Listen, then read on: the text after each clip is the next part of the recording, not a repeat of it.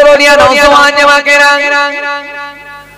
হে ভাই মুরব্বিয়ানেরা শুনে কি কিতাবের মধ্যে পাওয়া যায় সিয়াসাতে মালিক দিনার রাহমাতুল্লাহ আলাইহি এত বড় আল্লাহর মাহবুব বান্দা চিনে এত বড় আল্লাহর ওলি চিনে সিয়াসাতে মালিক দিনার রাহমাতুল্লাহ আলাইহি হুজুর আমার এক রাস্তা দিয়ে হেঁটে হেঁটে যাচ্ছে বেশ কিছু দূর যাওয়ার পরে সামনে নদী পড়েছে হযরতে মালিক দিনা দেখতে পেরে ওই নদীতে ওই কিনারা ধারে দেখা যায় একটা নৌকা লাগানো আছে নৌকার উপরে যাত্রীরা সব উঠে পড়ছে নৌকার উপরে যাত্রীরা আরোহণ করছে হযরতে মালিক দিনার তিনিও নৌকার উপরে উঠে পড়লেন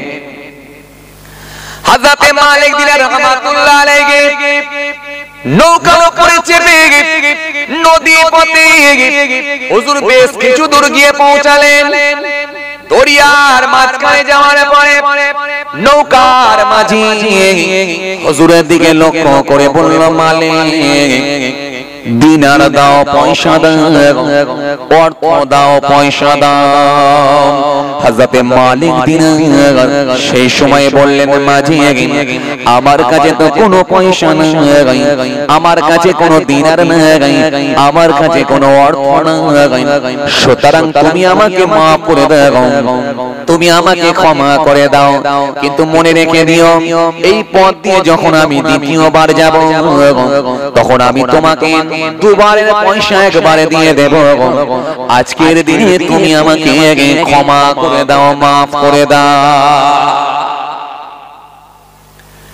মাঝি সেই সময় বলল মালিক শোনো যদি তুমি পয়সা না দাও এখনই তোমার উপর আমি প্রহার করব তোমাকে আমি পেটাবো কোনো কথা শুনবো না কেউ তোমাকে বাঁচাতে পারবে না এই কথা বলে মাঝি রাগান্বিত হয়ে লাল চোখ বের করে হুজুরের উপরে প্রহার শুরু করলো হুজুরের উপরে মার শুরু করলো এত মার এত মার এত মার এত মার হযরতে মালিক দিনার নৌকার উপরে পড়ে গেলেন পড়ে গিয়ে হুজুর জ্ঞান হারিয়ে ফেললেন বেহুশ হয়ে গেলেন অজ্ঞান হয়ে গেলেন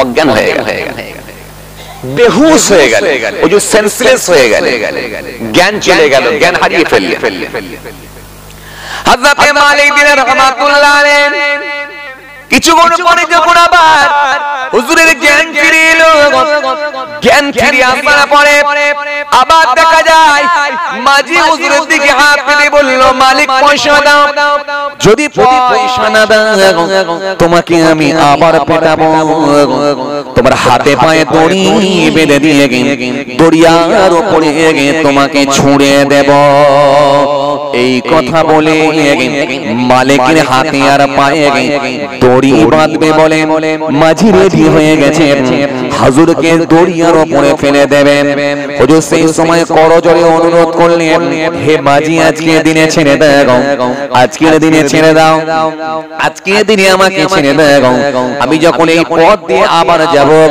দুবারের পয়সা একবারে দিয়ে দেব আজকের দিনে আমার কাছে কোনো পয়সা নাই আজকের দিনে আমাকে তুমি আমাকে মাফ করে দাও কিন্তু মাঝির মনে কোনো দয়া মায়া হলো না হযরতে মালিককে দরিয়ায় ফেলে দেবেন হযরতে মালিকের পা দুটো বাঁধবেন বলে রেডি হযরতে মালিক সেই সময় থাকতে না পেরে চোখ ভরা পানি দিয়ে বুক ভরা বেদনা নিয়ে আমার আল্লাহ দরবারে একবার হাত তুললেন চোখের পানি ফেলে একবার দোয়া চাইলেন দোয়া করলেন আমার আল্লাহ দরবারে সেই দোয়াটা কবুল হয়ে গেল আরো জোরে বলেন আরো জোরে বলেন। হযরত মালিক যখন দোয়া করলেন আল্লাহর দরবারে দোয়া কবুল হলো। হযরত মালিক দোয়া করে নিয়েছে, কিছুক্ষণের মধ্যেই দেখা যায় ওই নৌকার চারিদিকে দরিয়ার মাছগুলো গোল করে ঘিরে ফেলেছে এবং প্রত্যেকটা মাছের মুখেতে একটা করে দিনার পয়সা নিয়ে মাথাটা উত্তোলন করে উঁচু করে দিয়েছে। আরো জোরে বলেন, আরো জোরে বলেন। হযরত মালিক তাকতে না পেরে ওই মাছের মুখ থেকে একটা মাছের মুখ থেকে একটা পয়সা নিলেন, একটা দিনার নিলেন, দিনার নিয়ে মাঝিকে দিয়ে দিলেন। মাঝি সন্তুষ্ট হয়ে গেল। হযরত মালিকের অবস্থা দেখে গোটা নৌকার যাত্রীগুলো হুজুরের পায়ে লুটিয়ে পড়ল। হুজুর বললেন, তুমি আমাকে তোমরা টাচ করবে না, ছবে না, ছবে না। হাযা মিন ফাজলি রাব্বি, এটা হলো আমার মাবুদের স্রষ্টা আল্লাহর দান। আরো জোরে বলেন, আরো জোরে বলেন। হযরত মালিক থাকতে না পেরে মালিকের অবস্থা দেখে গোটা নৌকার মানুষ হতভম্ব হয়ে গেল, অবাক হয়ে গেল। হযরত মালিক সেই সময় কাউকে কোনো কথা না বলে সকলের সামনে হযরত মালিক আল্লাহর নাম নিয়ে দরিয়ার উপরে পানির উপরে নেমে পড়লেন। পানির উপর দিয়ে তত্তর করে হেঁটে হেঁটে হেঁটে হেঁটে চলে গেলেন। কোথায় হুজুর অদৃশ্য হয়ে গেলেন নদীর দরিয়ার পানিতে। হুজুরের পা পর্যন্ত ভিজল না। অস্বীকার করার কোনো জায়গা না। আল্লাহর ওয়াদা কুরুনি, বান্দা আমাকে স্মরণ কর, আমি আল্লাহ তোদেরকে স্মরণ করব। মাল্লাহুল মাওলা ফালাহুল কুল, যে বান্দা আমি আল্লাহর হয়ে যায় কুল মাখলুকাত তার গোলাম হয়ে যায়। জি, এটা আল্লাহর ওয়াদা আছে। হে তরুণিয়া নওজওয়ান জামাকেরা, ইয়া মাই মুরব্বিয়ানিরা, বাবারা শুনে কে দিন বাবারা জিনিয়ে কে দিন কিতাবের মধ্যে পাওয়া যায় হযরত মালিক দিনার রাহমাতুল্লাহ আলাইহি মসজিদের মধ্যে গিয়ে নামাজ পড়া শুরু করে দিলেন, জিকির করা শুরু করে দিলেন। একদিন, দুদিন, তিন দিন, মাসের পর মাস কেটে গেল, কিন্তু মসজিদের কোন মুসল্লি এসে মালিক দিনারকে বলল না যে তোমাকে মুতাওয়াল্লি বানিয়ে দেয়া হলো। কোন মুসল্লি এসে বলল না যে তোমাকে মুতাওয়াল্লি বানিয়ে দেয়া হলো, কারণ আপনি যা ইবাদত করছেন আপনাকে মুতাওয়াল্লি করে দেয়া হলো, এটা কিন্তু কেউ বলল। হযরত মালিক দিনার রাহমাতুল্লাহ আলাইহি এইভাবে এক বছর কেটে গেল, কিন্তু মুতাওয়াল্লি হওয়ার সুসংবাদ তিনি পেলেন না। এক বছর পরে হযরত মালিক দিনার একটা গায়েবী আওয়াজ পান, কে যেন একটা আওয়াজ দিয়ে বলে, হে মালিক দিনার, এখনো সময় আছে, তওবা করো, আল্লাহর সন্তুষ্টির জন্য ইবাদত করো, আল্লাহর দিকে ফিরে এসো, তওবা করো, কারণ তওবাকারীকে আমার আল্লাহ বড় ভালোবাসে। এই তরুণিয়া নওজওয়ান যুবকেরা, ইয়া মাই মুরব্বিয়ানিরা, শুনে কে দিন বাবা, মালিক দিনার চমকে উঠলেন, তওবা করার নির্দেশ কেন আমাকে দেয়া হলো? তাহলে আমার নিয়ত ঠিক নাই, নিয়ত না ঠিক থাকার কারণে আমার ইবাদত আল্লাহর কাছে কবুল হয় না। কারণ কোরআন শরীফের মধ্যে আল্লাহ সুন্দর করে বলেছেন, ওয়ালাইসাতিত তাওবাতু লিল্লাযিনা ইয়ামালুনা সাইয়্যাত হাত্তা ইযা হাদারা আহাদাহুমুল মাউত ক্বালা ইন্নী তুবতু আনা ওয়া আলাল্লাযিনা ইয়ামুতুনা হুম কুফার উলাইকা আ'তাদনা লাহুম আযাবান আলীমা। স্পষ্ট ঘোষণা দিয়ে বললেন তাদের তওবাটা আমি আল্লাহ কবুল করব না, যারা অন্যায় কাজের সঙ্গে সম্পৃক্ত হবে তাদের তওবাটাও কবুল করব না। আর মৃত্যু যখন ঘনিয়ে আসবে, মৃত্যুর বিছানায় যখন পড়ে থাকবে, মৃত্যু মুখে যখন পতিত হবে, মৃত্যুর কোলে যখন ঢলে পড়বে, ওই সময় যদি তওবা করার চেষ্টা করে আর তওবা কবুল হবে না। কারণ জাকানদারের কষ্ট শুরু হয়ে গেলে তওবা কিন্তু আর কবুল হয় না। এইজন্য আমরা জানি মানুষ যখন মৃত্যু বিছানায় পড়ে থাকে, অনেক মানুষ বোঝে না, তারা জোর করে কলেমা শরীফ পড়াতে চেষ্টা করে। এইজন্য জোর করে কলেমা শরীফ পড়াতে যাবেন না, বরং আপনি নিজে নিজে পড়বেন। আর আল্লাহ যদি তার মুখ দিয়ে একবার বলিয়ে নেন, নিশ্চয়ই সে জ্ঞানার হবে, সফল হবে। কারণ মওতের কষ্টটা খুব সাংঘাতিক কষ্ট। মওতের কষ্ট, মৃত্যুর কষ্টর উপরে আর কোনো কষ্ট নাই। কিতাবের মধ্যে পাওয়া যায় হযরত শেরে খোদা আলী রাদিয়াল্লাহু তাআলা আনহু তিনি বলছেন, আমি আলী বলি, সে আল্লাহর কসম করে বলি, যার হাতে আমি আলীর প্রাণ আছে, সে আমি আলী বলে যাই, তরোয়ালের 1000 আঘাত মৃত্যু কষ্ট অপেক্ষা সহজ। আল্লাহু আকবার, আল্লাহু আকবার। তরোয়ালের 1000 আঘাত মৃত্যু কষ্ট অপেক্ষা সহজ। কাউকে যদি তরোয়াল দিয়ে 1000 আঘাত করা হয় 1000 বার, তার কিছু খুঁজে পাওয়া যাবে বলে আমার মনে হয় না। আমার মনে হয় সে কিমা হয়ে মগজ ভাজার নাই হয়ে যাবে, তার পিছু খুঁজে পাওয়া যাবে না যদি ধারালো তরোয়াল দিয়ে কাউকে 1000 বার আঘাত করা হয়। হযরত আলী রাদিয়াল্লাহু তাআলা আনহু বলছেন, মওতের কষ্ট তার থেকে বেশি।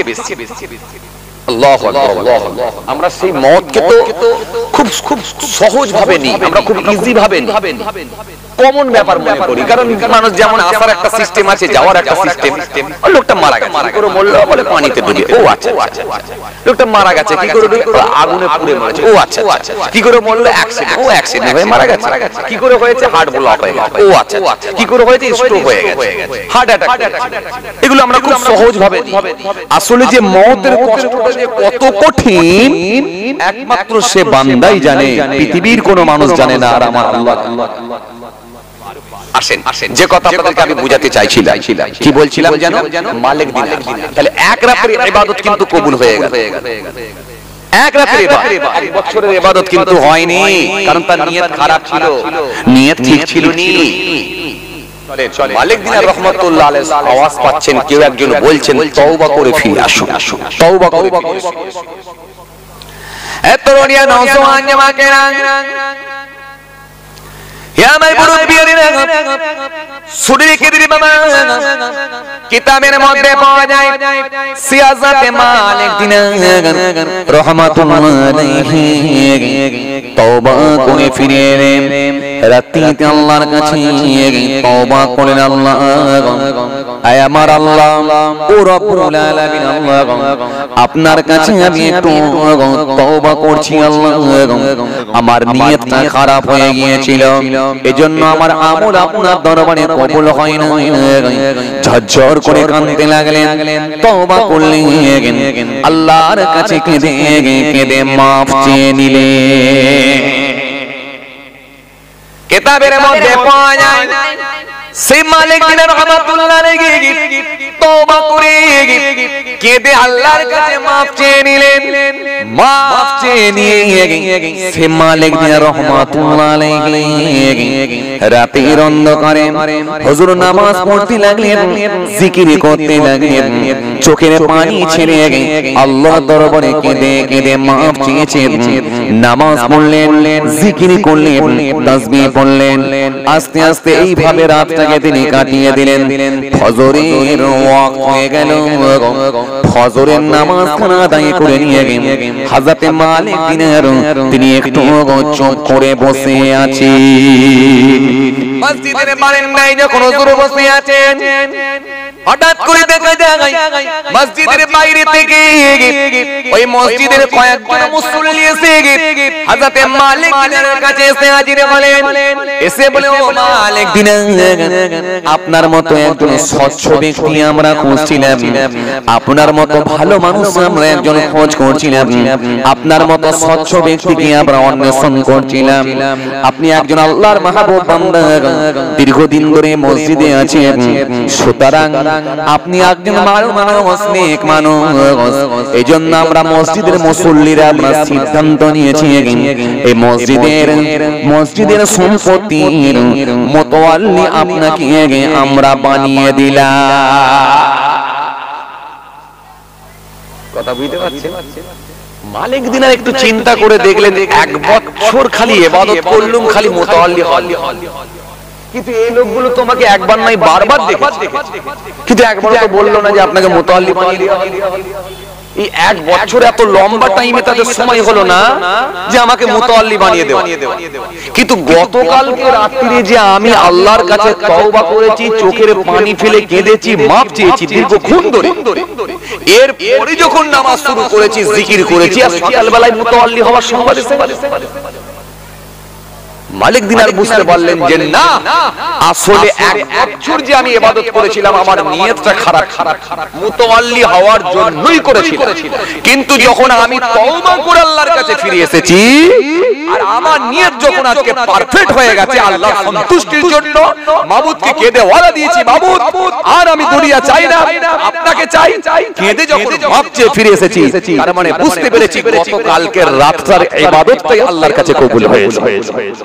একটু জোরে বলবেন না? আরো জোরে হয় না? মালিক দিনার বুঝতে পারলেন তার মানে কালকে রাতের ইবাদত কবুল হয়েছে ইনশাআল্লাহ। কারণ তার প্রমাণ হলো আজকে আমার কাছে সুসংবাদ এসেছে মুতাওয়াল্লি হওয়া। এটাও কিন্তু আমার কাছে একটা পরীক্ষা চলছে। হতে পারে আল্লাহ তাদের মনটাকে চেঞ্জ করে আমাকে এটাও পরীক্ষা নিতে পারে যে আমি দুনিয়ার উপরে এখনো কতটা আগ্রহী, বা দুনিয়ার উপরে কতটা আমি এখনো লোভী, এটা আমার আল্লাহ আমাকে টেস্ট করতে পারে। হযরত মালিক দিনার সেই সময় কাঁদতে লাগলেন, কেঁদে কেঁদে চিন্তা করে দেখলেন যে দুনিয়াকে আমি ত্যাগ করে দিয়েছি, আল্লাহর জন্য কেঁদেছি, সুতরাং আমার ইবাদত যখন কবুল হয়ে গেছে, তার মানে আমার মাবুদের সঙ্গে কানেকশন হয়ে গেছে, আমার মাবুদের সঙ্গে যোগাযোগ হয়ে গেছে, সুতরাং আমি আমার ইবাদতটাকে আর নষ্ট করতে চাই না। মালিক দিনার সেই সময় বলেছিলেন, ও মসজিদের মুসল্লিরা শোনেন, আজকের দিন থেকে আমার আর কোনো সম্পত্তি লাগবে না, আজকের দিন থেকে আমি আর মুতাওয়াল্লি হতে চাই না, বাকি জীবনটা আল্লাহর সন্তুষ্টি কাটিয়ে দিতে চাই। এই জন্য ভাইরা আমার, বন্ধুরা আমার, সাথী মহব্বতের ভাইরা, 500 টাকা আপনি যদি দান করেন আর আপনার মধ্যে যদি এসে যায় আমি সব থেকে বড় দাতা, এই এলাকায় সব থেকে বেশি দান আমি দিই, বেকার হতে পারে। 500 টাকা দান করেছেন কিন্তু আল্লাহ সন্তুষ্টির জন্য, আল্লাহ আমি গরিব মানুষ, আমি অভাবী, আল্লাহ আমার কাছে তেমন কিছু নাই, 5টা টাকা আমি তাকে দান